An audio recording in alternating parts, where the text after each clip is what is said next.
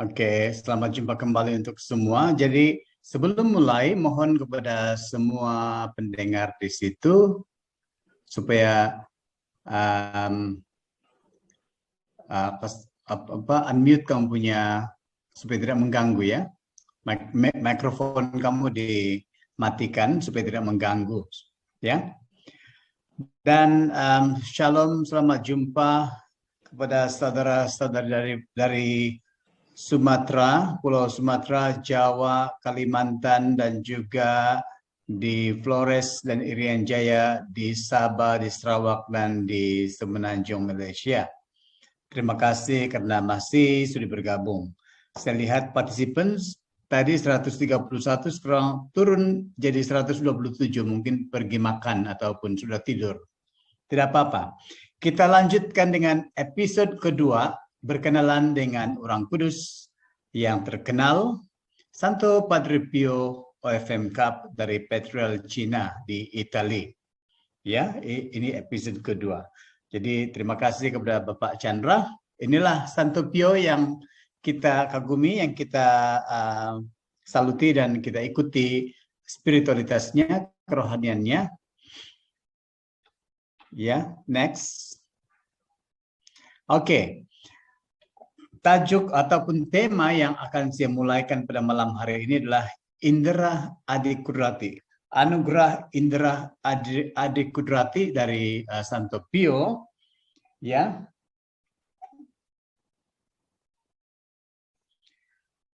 Oke, banyak orang kudus dalam gereja Katolik yang memiliki karisma dan memampukan mereka untuk mengetahui sesuatu yang jauh di depan mereka, jauh di depan, dan melihat masa depan.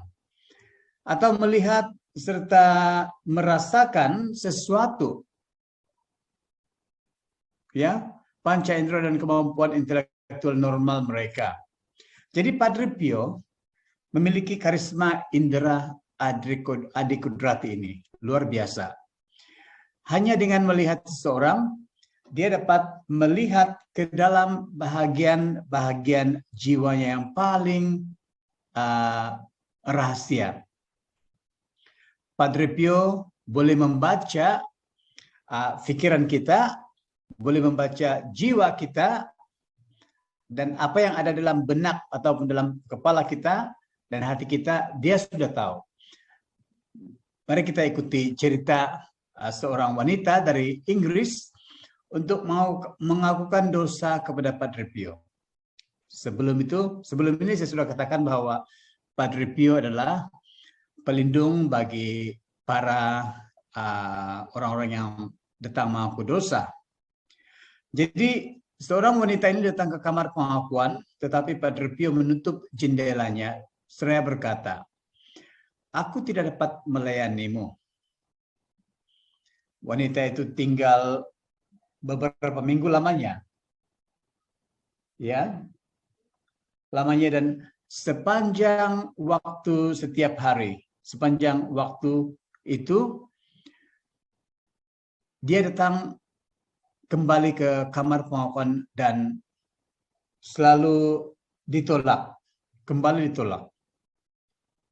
Dia ditolak oleh Santo Pio. Pada akhirnya Padre Pio mau mendengarkan pengakuannya dan bertanya dan wanita itu bertanya kepada Padre Pio, "Mengapakah Padre begitu membuatnya menunggu? Mengapakah Padre Pio membuat dia menunggu, tidak menerima dia dan menolak dia untuk mengaku dosa?"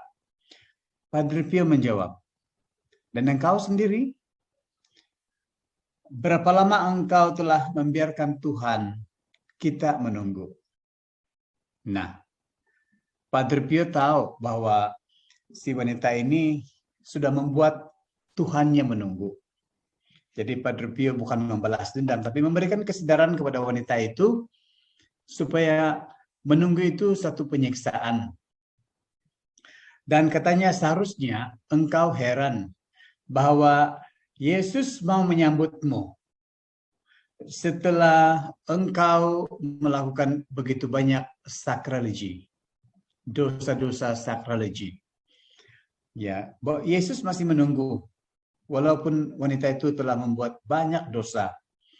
Dan engkau telah menunda-nunda pengakuanmu selama bertahun-tahun. Dan di samping itu, walau engkau berdosa terhadap suamimu dan engkau terhadap ibumu, engkau tetap menyambut komuni kudus dalam keadaan dosa berat. Wanita itu terperanjat dan dia sungguh menyesal. Belum pun wanita itu mengatakan dosanya, Padre Pio sudah mendahului memberitahunya dosa-dosanya. Ya. Dan itu membuat dia terkejut sekaligus menyesal. Sebab Padre Pio tahu apa perbuatan wanita itu terhadap suaminya, terhadap orang tuanya, dan dia tetap datang untuk menerima komuni. Walaupun begitu keadaannya. Dia menangis ketika menerima absolusi dan dia kembali ke Inggris beberapa hari kemudian dalam keadaan amat bahagia. Nah, dari Inggris dia datang ke Italia untuk mengaku dosa. Jauh sekali ya. Bayangkan dari Indonesia datang Kuala Lumpur untuk datang mengaku dosa saja.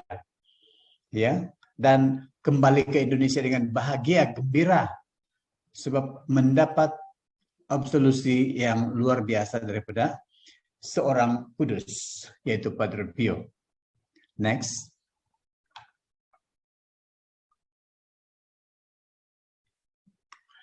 Dan seorang wanita lain lagi menceritakan kisah berikut. Pada tahun 1945,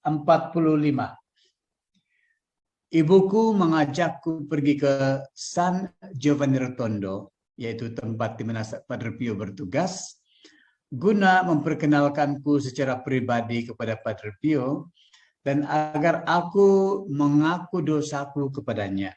Nah, dua tujuannya, memperkenalkan dan supaya dia juga mengaku dosa. Jadi ada begitu banyak orang berada dalam antrian ataupun queue up, ya, terlalu banyak orang yang datang untuk mengaku dosa. Dan sementara menunggu giliran, aku memikirkan apa-apa yang hendak aku lakukan ataupun katakan kepadanya. Tetapi ketika aku berlutut di hadapannya, pikiranku kosong. Nah, ingat ini, saudara-saudari. Kadang-kadang kita juga mengalami seperti ini. Kita dari rumah sudah siap-siap. Begitu kita start mobil untuk mau ke gereja, dan apalagi kalau ada macet, dan apalagi kalau ada masalah-masalah yang lain, langsung lupa apa yang kita mau ungkapkan dalam pengakuan dosa. Dan begitu sampai di gereja, pikiran kita kosong. Kita tidak tahu berbuat apa-apa.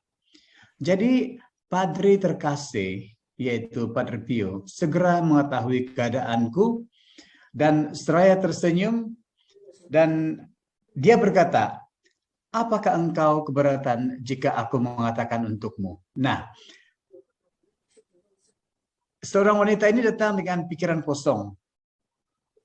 Tapi Padre Pio menyambutnya dan menawarkan. Padre Pio tahu bahwa wanita itu bingung. Tidak tahu mau katakan apa-apa dalam pengakuan dosa. Dan Padre Pio tahu apa dosa-dosa wanita itu. Jadi dia menawarkan, apakah saya bisa mau mengatakan sesuatu kepadamu? Tawaran Padre Pio pada wanita itu.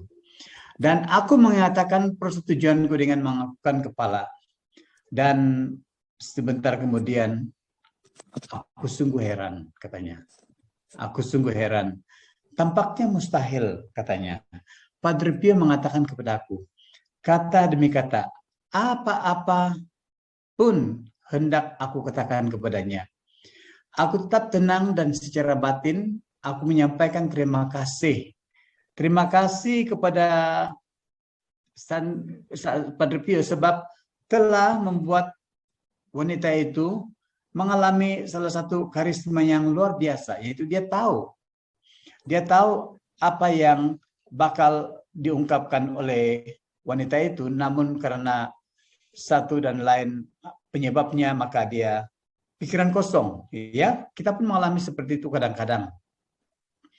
Jadi aku menyerahkan kesehatan jiwa dan ragaku kepadanya.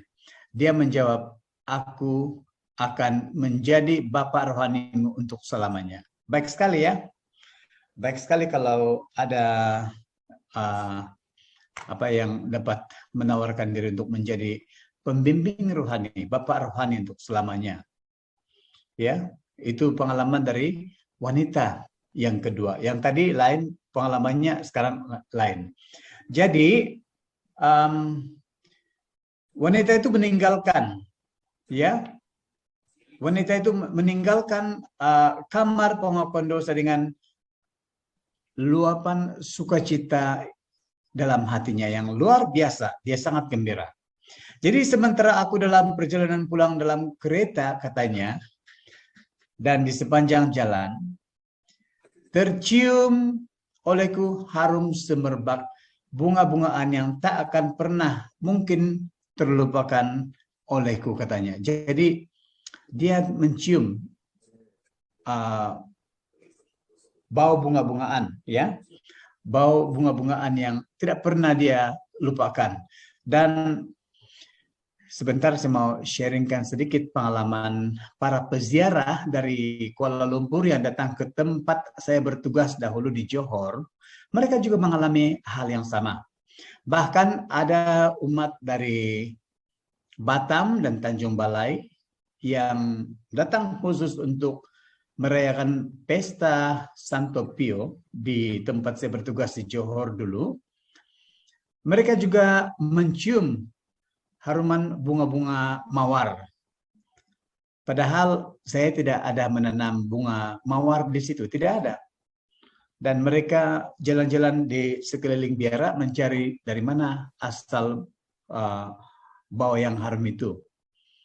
Dan beberapa peziarah yang dari Kuala Lumpur juga mengalami hal yang sama, dan mereka mengalami sukacita dan terus diberikan pesan-pesan untuk membawa, masing-masing membawa peziarah untuk tahun berikutnya dan tahun berikutnya dan tahun berikutnya, sehinggalah menjadi tumpuan para peziarah. Ya, sebab pengalaman indah, pengalaman manis, pengalaman rohani mereka kongsikan, sharingkan, bagikan kepada yang belum pernah mengenal Santo Pio. Dan dengan pengalaman iman, pengalaman rohani mereka datang tahun berikutnya dengan rombongan yang baru. Demikianlah yang dialami. Dan rupanya wanita ini pun mengalami hal yang sama. Next. Ya. Dan itulah, dengan itu saya masuk ke judul yang berikutnya, itu harum surgawi. Kita tahu bahwa beberapa orang kudus dianugerahi karunia yang dikenal sebagai harum kekudusan. Ada ciri khasnya tersendiri. Ada ciri khasnya tersendiri. Dan fenomena ini disebut osmogenesia, dan karunia ini memampukan orang untuk mengenali kehadiran orang kudus tersebut melalui bau harum yang khas. Dan inilah yang saya maksudkan tadi, ya.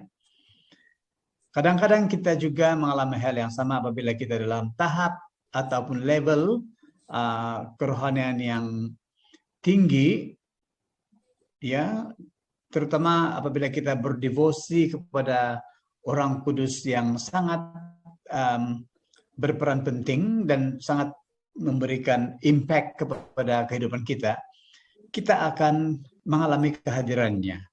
Bukan secara fisik, tetapi melalui bau harum yang kudus, yang menyenangkan, bukan menakutkan. Ya.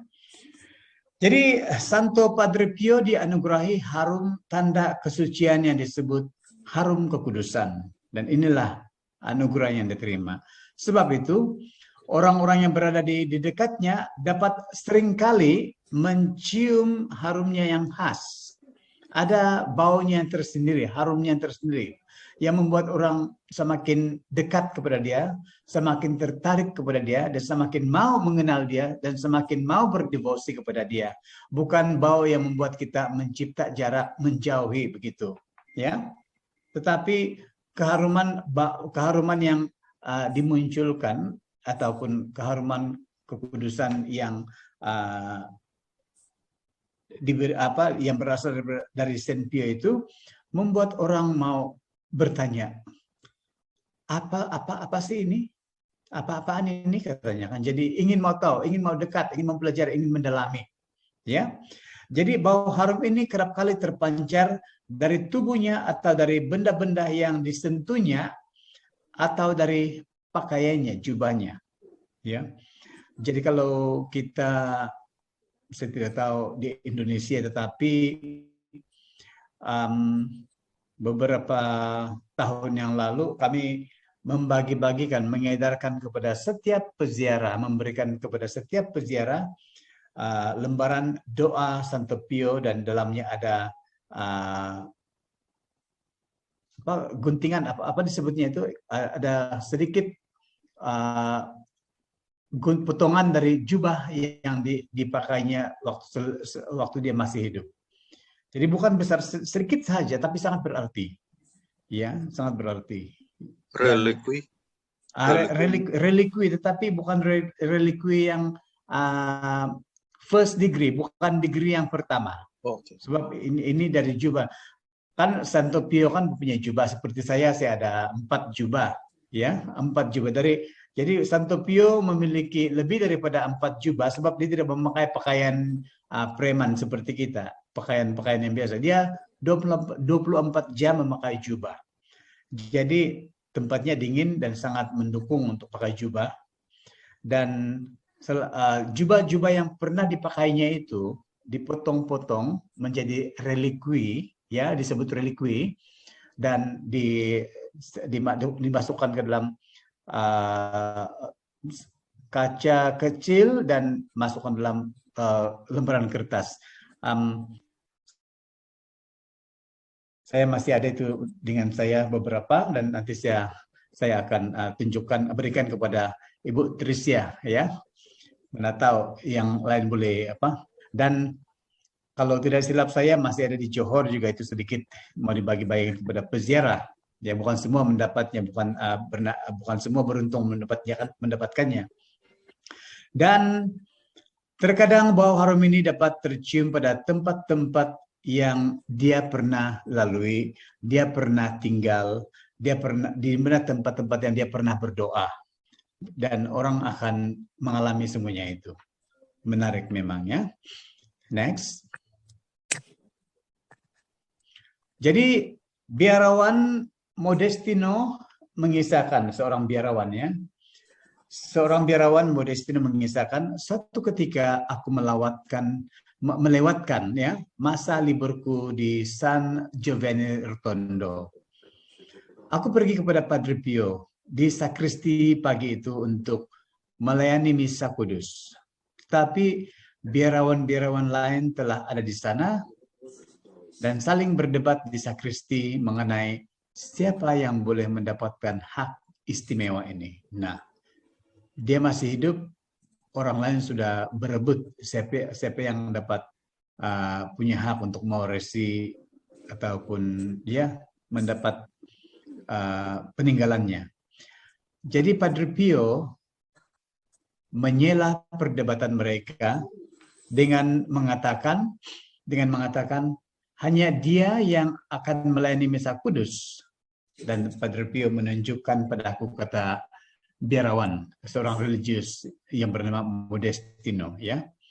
Jadi kata-kata yang dilemparkan oleh Saint Pio yang tidak diduga, luar biasa. Ya, hanya dia yang akan melayani misa kudus yang dapat menerima. Ya. Dan aku menyertai Padre Pio menuju altar Santo Fransiskus, katanya. Dan aku menutup pintu dan mulai melayani misa kudus dalam kekhidmatan yang luar biasa. Sangat solemn, luar biasa, ya. kekhidmatan itu very solemn dalam bahasa Inggris, ya sangat khusyuk. Dan ketika misa sampai pada bahagian sanctus, yaitu kudus-kudus, tiba-tiba aku rindu mencium lagi bau harum yang tak terlukiskan yang tercium olehku saat aku mencium tangan Padre Pio, katanya. Jadi dia masih merasakan keharuman tangan Santo Pio. Kerinduan itu segera terpenuhi dan seolah-olah dia mabuk oleh harum Santo Pio. Bukan mabuk tuak atau mabuk alkohol atau bir, tapi mabuk oleh keharuman Santo Pio yang keharumannya yang luar biasa. Keharuman itu semakin dan semakin merebak begitu rupa hingga wewangian itu membuatku bernafas secara tak teratur, ya. Bayangkanlah kalau kita berada di tempat itu, mungkin ada yang jantungan, ada yang pingsan. Tetapi ya, beginilah pengalaman seorang religius ini, yaitu Modestino. Dia kisahkan ini. Dan aku menyandarkan tanganku pada rel komuni agar aku tidak jatuh, katanya. Jadi aku nyaris tidak sadarkan diri ketika secara batin aku mohon Padre Pio untuk menyelamatkanku dari rasa malu di hadapan umat. Ya, macam ini seperti pengalaman-pengalaman saudara-saudari kita yang mengikuti karismatik. Bila mereka arrested by the Holy Spirit, ya mereka tidak sadar akan jatuh begitu saja, kan? Nah, jadi seperti inilah yang dialami oleh biarawan ini. Tepat saat itu bau harum pun lenyap. Nah, setelah Santo Pio membantunya, bau harum dia pun lenyap. Next. Ya. Jadi sore hari, sementara aku menyertai Padre Pio ke kamarnya, aku minta penjelasan Padre Pio mengenai fenomena yang terjadi. Dia minta penjelasannya. Jawabnya, anakku, aku tak dapat menjelaskannya. Sebab adalah campur tangan Tuhan untuk mengizinkan seseorang mencium bau harum itu kapanpun seperti yang dikehendakinya. Jadi itu semua campur tangan Tuhan, kuasa Tuhan. Santo Pio sendiri tidak dapat menjelaskan kepada dia, sebab itu adalah kuasa Tuhan. Jadi seorang laki-laki bertemu dengan Padre Pio melalui serangkaian peristiwa aneh yang tak terduga. Dia bercerita, pertama kali aku mendengar orang berbicara mengenai biarawan religius yang luar biasa ini adalah setelah masa perang. Seorang temanku kenal baik dengan Padre Pio, katanya. Dan dia berbicara begitu antusias mengenainya, sangat excited ya untuk berbicara tentang Padre Pio. Tetapi aku berkata kepada diriku sendiri bahwa cerita-ceritanya mengenai orang kudus ini agak sedikit berlebihan. Nah, kadang-kadang orang menambah-nambah, kan? Ya, jadi itulah pikirannya. Jadi harus kuakui bahwa reaksi pertamaku adalah acuh dan tak percaya. Nah, ini pengakuan seorang lagi yang lainnya, seorang laki-laki. Dan begitu pula ketika temanku menceritakan berbagai fenomena yang terjadi melalui Padre Pio, terutama mengenai bau harum itu. Macam mereka tidak percaya. Banyak orang menyatakan mencium aroma, wewangian, bahkan ketika mereka tidak berada dekat dengan sang biarawan yang kudus itu. Dapat kalian bayangkan, katanya, betapa tercengangnya aku ketika hal itu mulai terjadi pada dirinya. Nah, yang tadinya dia tidak percaya, tapi setelah kejadian yang diceritakan didengarkannya itu, dia sendiri mengalami, dia pun tercengang. Aku tercium olehku aroma violet di tempat-tempat yang tak lazim, di mana bahkan tak didapati tanda-tanda akan adanya bunga di sana. Tidak ada bunga seperti yang para peziarah, pilgrims yang dari Batam, dari Tanjung Balai, dan dari Kuala Lumpur datang ke Johor. Mereka mencium bau bunga mawar, tetapi tidak ada, bunga mawar tidak ada. Dan mereka pun tercari-cari. Dan seorang laki-laki ini mengatakan, aku mulai terheran-heran akan diriku sendiri. Aku mulai meragukan inderaku. Dia bahkan mempertanyakan, mungkin ada masalah sepunya indera katanya kan. Dan aku bahkan mengatakan kepada diriku sendiri bahwa pastilah aku sedang bermimpi. Dia seperti merasa bermimpi. Ya.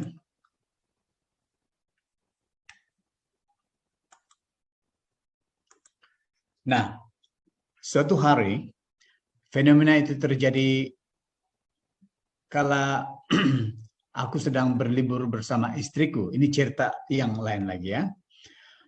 Aku pergi ke kantor pos guna mengepuskan sepucuk surat. Kantor pos kalau di Malaysia disebut pejabat pos ya. Kantor pos tersebut tidak biasa mempergunakan pengharuman ruangan. Ya, ada kantor-kantor yang memasang alat untuk membuat ruangan itu harum. Tetapi kantor pos mana mungkin ya, di Malaysia pun tidak ada kantor pos yang memberikan harum-haruman di ruangannya. Ya. Dan setahuku tak ada kantor pos yang demikian. Memang saya tidak tahu di Indonesia, tapi di Malaysia memang tidak ada masa mereka, tidak ada waktu mereka untuk memasang harum-haruman di kantornya. Tetapi katanya sekonyong-konyong tak mungkin salah tercium olehku harum bunga violet. Bunga violet. Mencium wangi itu, istriku bertanya, dari manakah bau harum ini berasal? Nah, istrinya bertanya, kan wanita itu kadang-kadang wanita lebih tajam inderanya untuk mencium harum-harumannya. Dan terkejut aku bertanya, apakah engkau menciumnya juga? Jadi si laki-laki ini, si suami ini memikir bahwa hanya dia yang tercium. Rupanya si istrinya pun tercium bunga violet itu. Ya. Lalu kuceritakan kepada istriku mengenai Padre Pio dan mengenai aroma wangian khas yang menyertai kehadirannya. Jadi aroma ini dapat tercium bahkan jika orang berada jauh dari Padre Pio yang baik itu. Istriku tersentuh. Lalu katanya, jika aku adalah engkau, sekarang juga aku akan berangkat ke San Giovanni Rotondo. Wow, iman si istri. Ya ditantang ya untuk mau ke San Giovanni Rotondo. Tujuannya ya mau bertemu dengan orang kudus ini. Maka keesokan harinya kami pun berangkat katanya. Dan kami berjumpa dengan Padre Pio dan dia berkata kepada aku, inilah dia pahlawan kita. Itulah begitu Santo Pio menyambut mereka. Inilah dia pahlawan kita. Betapa aku bersusah payah memanggilmu untuk datang kemari. Dan hari itu juga aku beroleh kesempatan untuk berbicara secara pribadi dengan Padre Pio katanya. Sejak saat itu hidupku berubah. Nah, saudara-saudari, lihat hanya harum-haruman mengubah seluruh kehidupan si suami istri ini. Ya. Tapi itu harus disertai dengan iman kepercayaan. Dan begitu juga yang dialami oleh para peziarah yang datang ke Saint Pio di Johor. Mereka juga mendapat pesan dari harum-haruman itu. Apabila saya bertanya, jadi apalah pesan bagimu apabila tercium harum-haruman itu, bunga mawar, saya bilang kan. Jadi kata mereka, kami terpanggil untuk memperkenalkan, membawa lebih ramai lagi orang untuk mengenal Padre Pio, katanya. Jadi setiap tahun mereka, mulainya 1 bus, tahun berikutnya 2 bus, tahun berikutnya 3 bus, dan sampailah jumlah yang datang ke tempat biara kita di Johor itu tahun terakhir sebelum pandemik pada tahun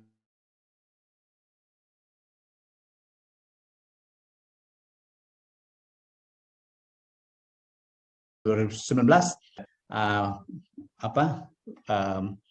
van-van ataupun minibus yang kecil-kecilan ya. Dan begitu banyak yang ingin mau ke Saint Pio. Ya, jadi saya secara spontan bergurau, kalau San Giovanni Rotondo di Italia terlalu jauh bagi kalian, datanglah ke Johor. Ya, sebab dekat saja saya bilang. Jadi itulah mereka datang ke Saint Pio di Johor. Jadi mungkin ini merupakan ajakan juga untuk saudara-saudari untuk mulai berziarah. Sudah bisa keluar negara kok. Saya baru pulang. Ya, next.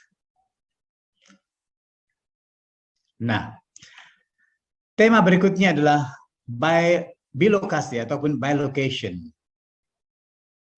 Ya, jarang kita temukan orang kudus yang mengalami mempunyai anugerah bilocation, tapi Saint Pio, Saint Pio bilocation maksudnya dia bisa berada di Jakarta dan di Kuala Lumpur pada saat yang sama, pada jam sekarang ini, Padre Pio bisa berada di dua tempat yang sama, di Jakarta dan di Kuala Lumpur. Ya, ataupun di Indonesia, di Malaysia, dia bisa berada di dua tempat, namanya bilocation atau bilokasi. Jadi bilokasi dapat didefinisikan sebagai kehadiran serentak seseorang di dua tempat yang berbeda, tapi dia hadir. Ya, hanya saya belum tahu kalau ada orang kudus yang lain yang mempunyai karisma seperti ini. Kalau ada, tolong beritahu saya. Jadi berbagai kesaksian sehubungan dengan tradisi Kristiani melaporkan bahwa adanya peristiwa-peristiwa bilokasi berkenaan dengan para kudus. Nah, Padre Pio dianugerahi karisma ini. Sebab banyak saksi mata melihatnya berada di tempat-tempat yang berbeda pada waktu yang bersamaan. Jadi berikut ini adalah beberapa di antaranya. Padre Alberto, seorang padre ya, seorang imam yang bertemu dengan Padre Pio pada tahun 1917. Mungkin ada sudah di antara kalian yang sudah lahir pada saat ini ya. Menceritakan, aku melihat Padre Pio berada di depan jendela, memandang ke arah pergunungan. Dia sedang berbicara sendiri. Aku menghampirinya guna mencium tangannya, tetapi dia tidak menyadari kehadiranku dan aku melihat bahwa tangannya menegang. Pada saat itu aku mendengar dengan jelas dia sedang memberikan absolusi dan pengampunan kepada seseorang. Sejenak kemudian, Padre Pio terguncang seolah baru saja terbangun dari tidur. Dan dia melihatku dan berkata, engkau di sini? Aku tidak menyadarinya. Beberapa hari kemudian datang sebuah telegram dari Turin.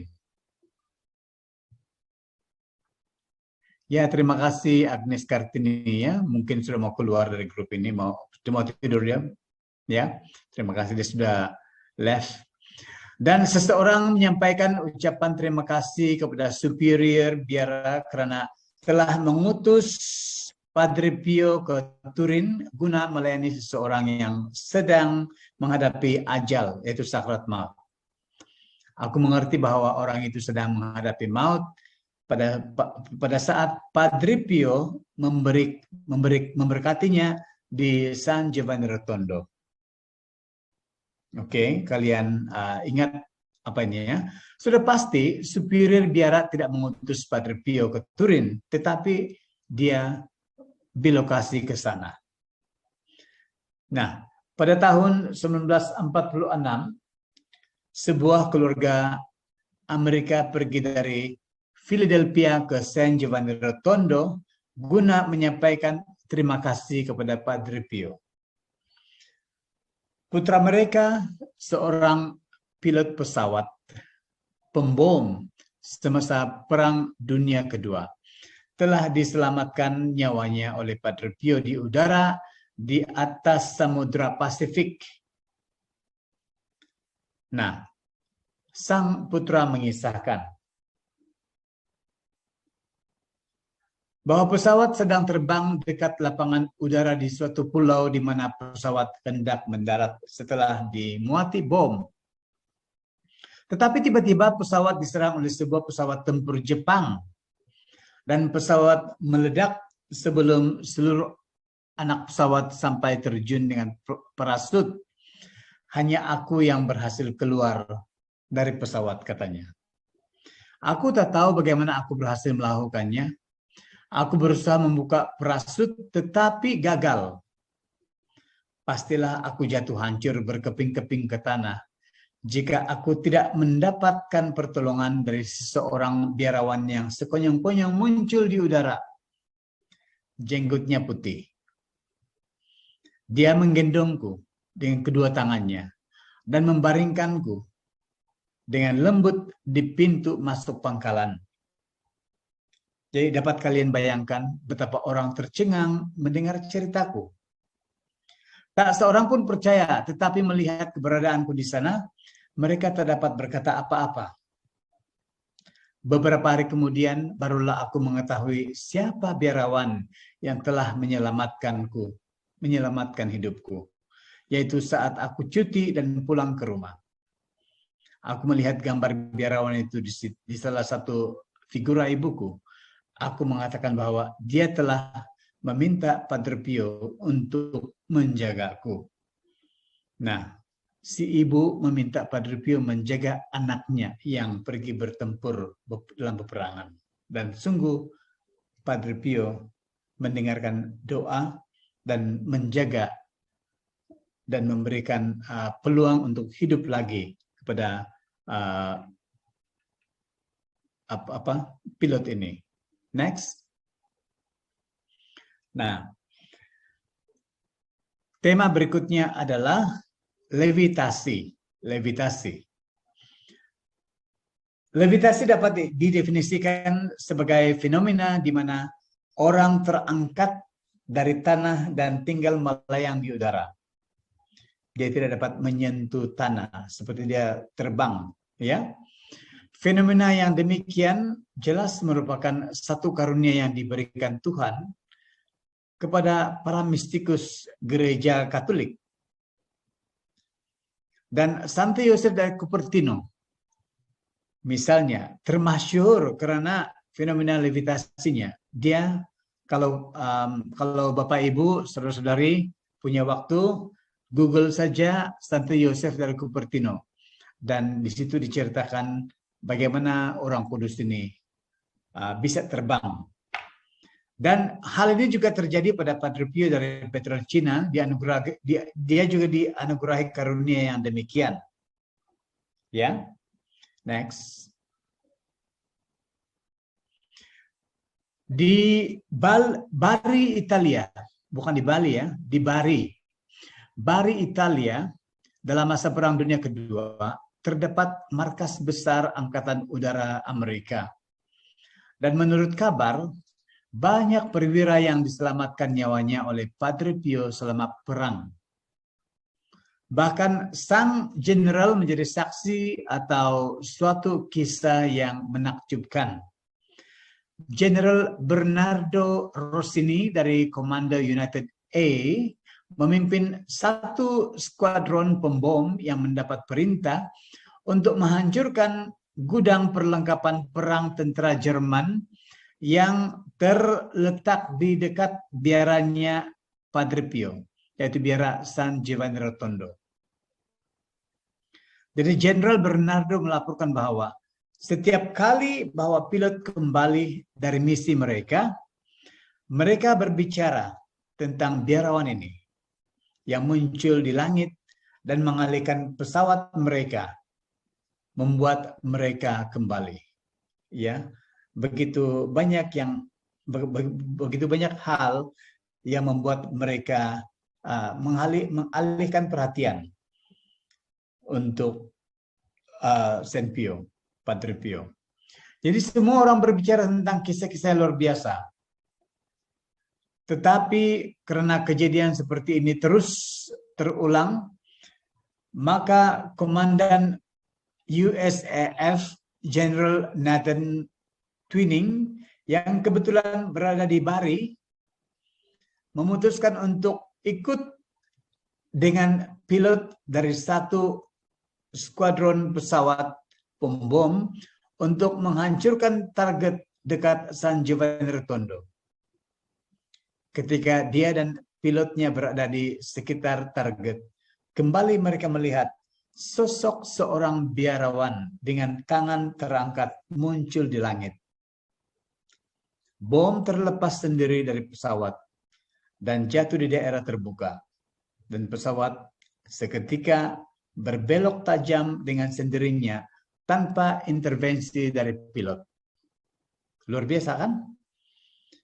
Kembali ke landasan, semua orang saling bertanya satu sama lain tentang kejadian tersebut dan ingin tahu siapakah biarawan itu. Dan Jenderal diberitahu bahwa di San Giovanni Rotondo ada seorang biarawan kudus yang melakukan banyak mukjizat, dan itulah Padre Pio. Next.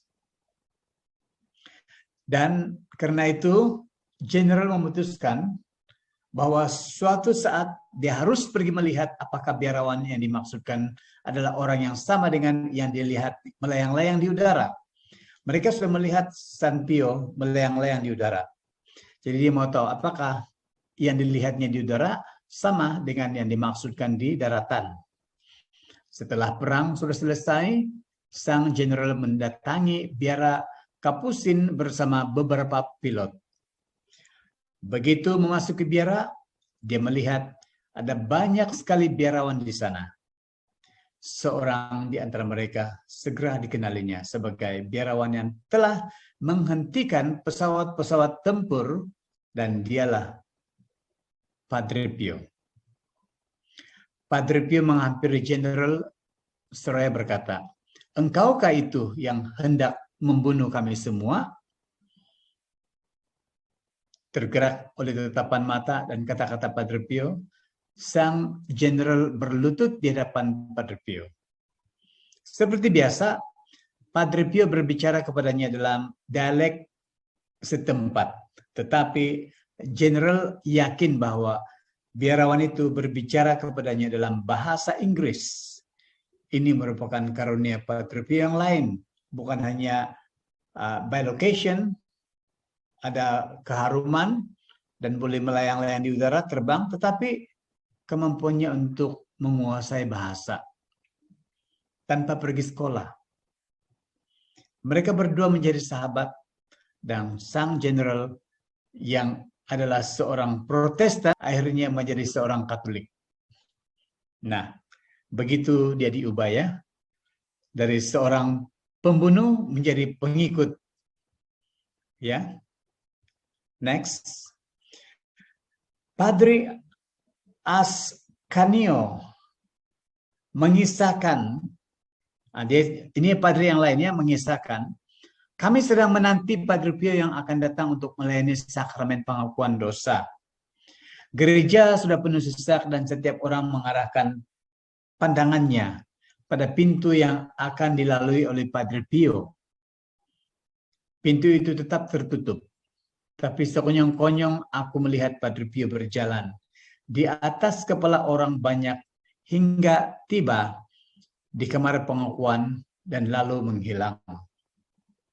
Beberapa menit kemudian, Padre Pio sudah mulai menerima peniten, yaitu umat. Ya, aku tidak mengatakan apa-apa. Aku pikir pastilah aku sedang bermimpi.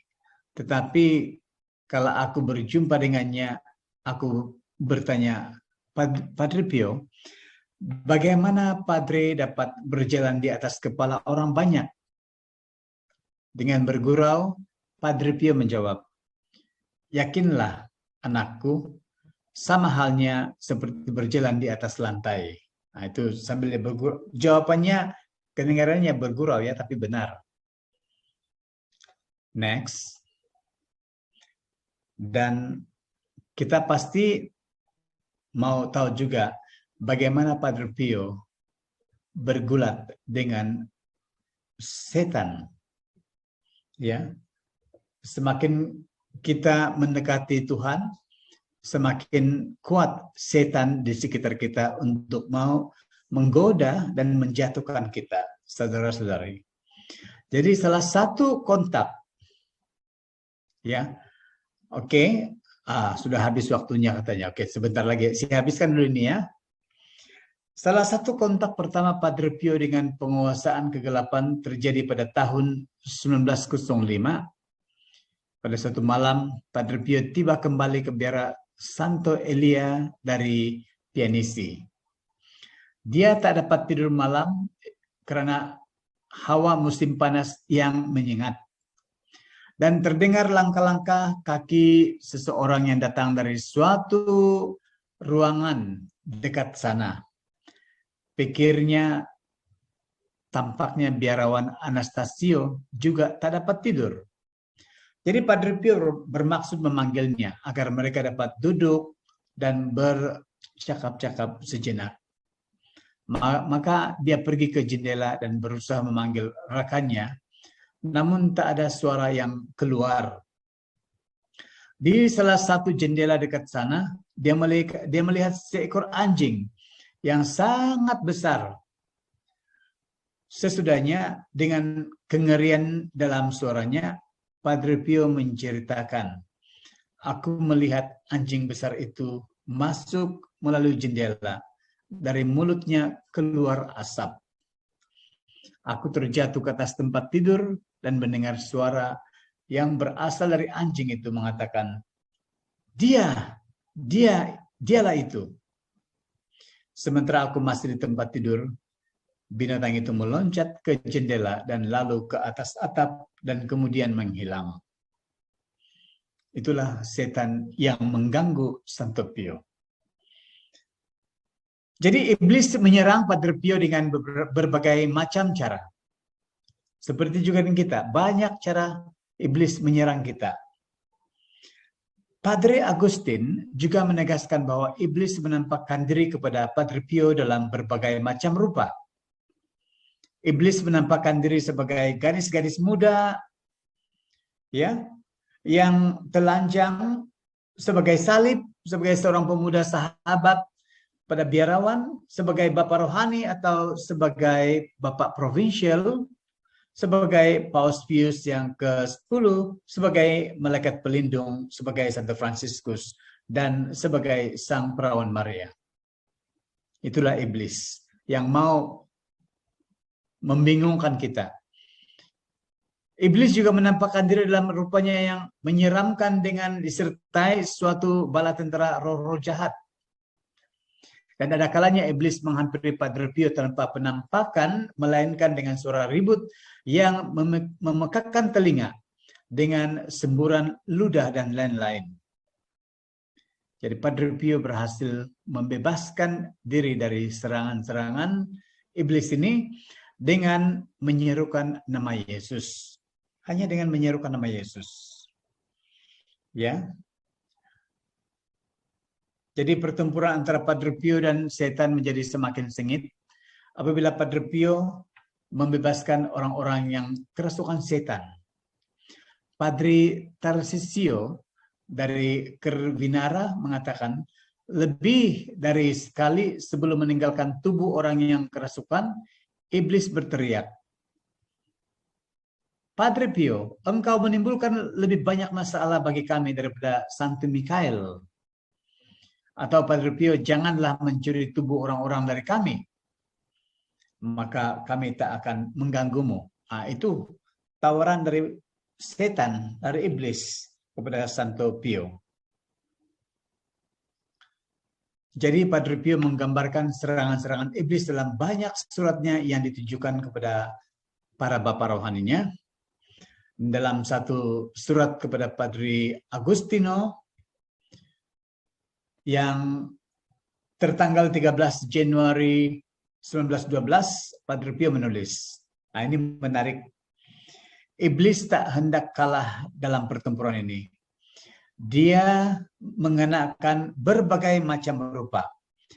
Sudah beberapa hari ini, dia menampakkan diri bersama saudara-saudaranya yang bersenjatakan tongkat dan batang-batang besi.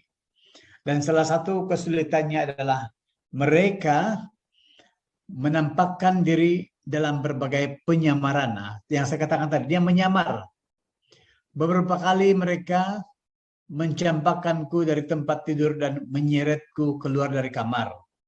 Walau demikian, aku tetap sabar.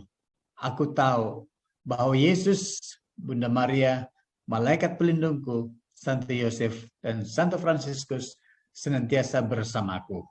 Itu kata Padre Pio untuk menanggapi surat kepada Padre Agostino. Mau mendengar lagi ini tajuk yang terakhir, tema terakhir kita habiskan malam ini, yaitu tentang penyembuhan. Pasti banyak yang mau disembuhkan, kan? Banyak ya di antara kita yang mau mengalami penyembuhan. Penyembuhan. Grazia adalah seorang gadis petani berusia 29 tahun. Dia buta sejak lahir. Grazia biasa pergi ke gereja kecil biara untuk menemui Padre Pio. Suatu ketika, Padre Pio bertanya kepadanya, melihat, apakah ia ingin melihat? Apakah dia ingin melihat? Tentu saja Padre, jawab si gadis. Ya, tetapi aku ingin melihat hanya jika itu memang diperuntukkan bagiku, bukan karena rasa iba. Baiklah, engkau akan sembuh, kata Padre Pio. Dan dia mengirim gadis itu ke Bari, Italia, di mana ada seorang dokter yang sangat cakap, yang adalah suami dari salah seorang kawan Padre Pio. Tetapi setelah memeriksa mata pasiennya itu, sang dokter mengatakan kepada istrinya, tak ada harapan bagi gadis ini. Jadi Padre Pio dapat menyembuhkannya hanya dengan suatu mukjizat. Tetapi aku harus mengirim gadis ini pulang tanpa mengoperasi matanya. Itu katanya. Next. Istrinya mendesak dan mengatakan kepada suaminya, tetapi jika Padre Pio telah mengirimkannya kepadamu, setidaknya engkau dapat mencoba mengoperasi matanya. Setidaknya salah satu dari kedua matanya. Jadi suami setuju dan mengoperasi kedua mata Grazia. Dan mata si gadis menjadi celik. Dan sekarang ia dapat melihat. Ketika telah pulang kembali ke San Giovanni Rotondo, dia berlari-lari ke biara dan berlutut di depan kaki Padre Pio. Sang biarawan menyuruhnya berdiri. Dan kata gadis itu, berkatilah aku, Padre. Berkatilah aku. Maka dengan gerakan tangan Padre Pio membuat tanda salib atasnya, tetapi Grazia masih terus menanti untuk diberkati. Sesungguhnya, kala dia masih buta, Padre Pio biasa memberkatinya dengan membuat tanda salib dengan tangannya di dahi sang gadis itu. Melihat Grazia masih terus menunggu, Padre Pio berkata, jadi bagaimanakah engkau ingin diberkati? Dengan seember air yang disiramkan ke atas kepalamu. Itu pertanyaannya. Next. Seorang wanita mengisahkan pada tahun 1952, kandunganku normal, tetapi pada saat melahirkan timbul masalah. Putraku dilahirkan dengan komplikasi dan aku membutuhkan transfusi darah. Karena darurat dan tergesa, mereka tidak memeriksa dengan benar golongan darah yang aku butuhkan. Golongan darahku O, tetapi mereka memberikan darah A. Konsekuensinya amat fatal. Demam tinggi, kejang-kejang, penyempitan paru-paru, di samping masalah-masalah kesehatan lainnya. Dan seorang imam bahkan dipanggil untuk memberiku viatikum, yaitu pengurapan. Imam harus memberikan hosti kudus dengan sedikit air sebab kondisiku sangatlah buruk, katanya. Kala kerabatku mengantarkan imam keluar, aku tinggal seorang diri. Dan saat itulah Padre Pio menampakkan diri kepadaku dengan menunjukkan stigmata di kedua tangannya. Katanya, aku Padre Pio, engkau tidak akan mati. Marilah bersamaku menderaskan doa Bapa kami, dan dia di kemudian hari engkau akan datang ke San Giovanni Rotondo untuk menemuiku. Dampak dari penampakan itu adalah sebagai berikut. Aku diambang ajal beberapa menit sebelumnya, dan beberapa menit kemudian aku bangkit berdiri dan duduk. Ketika para kerabat datang kembali ke kamarku, mereka mendapatkan aku sedang berdoa. Aku mengajak mereka untuk berdoa bersamaku, dan aku menceritakan penglihatan itu kepada mereka. Kami berdoa bersama dan kesehatanku mulai pulih kembali. Jadi segenap dokter yakin bahwa suatu mukjizat telah terjadi. Aku pergi ke San Giovanni Rotondo beberapa bulan kemudian guna menyampaikan terima kasih kepada Padre Pio. Dan aku bertemu muka dengannya, dan dia mengulurkan tangannya agar aku dapat menciumnya. Sementara aku berterima kasih kepadanya, tercium olehku bau harum Padre Pio yang termasyhur itu. Kata Padre, engkau dianugerahi mukjizat, tetapi janganlah berterima kasih kepadaku. Hati Yesus yang Maha Kudus yang telah mengutusku untuk menyelamatkanmu, sebab engkau berdevosi kepada sakramen Maha Kudus, kepada hati kudus, dan engkau juga setia menjalankan 9 Jumat pertama dalam bulan. Ya, menjalankan 9 Jumat pertama dalam setiap bulan. Sebentar, ada pertanyaan di sini ya. Pada? Ya, sudah selesai kan? Karena sudah larut, kita tutup dulu. Ada beberapa pertanyaan sudah menanti untuk dijawab, Fanda. Oke, pertanyaan yang pertama. Kita tutup dulu, Fanda. Oh, tutup dulu. Oke, silakan. Dulu dengan doa berkat dari Fanda.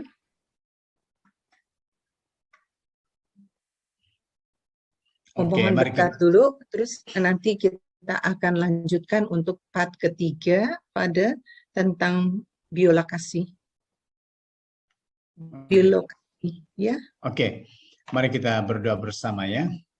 Dalam nama Bapa dan Putra dan Roh Kudus. Amin. Bapa di syurga, terima kasih kami haturkan kepadamu karena Engkau telah memberikan kami kesempatan lagi untuk meneruskan sesi kami pada malam ini, untuk memperkenalkan orang kudus-Mu, Padre Pio, kepada saudara-saudari kami yang belum mengenal dan ingin mengenalnya.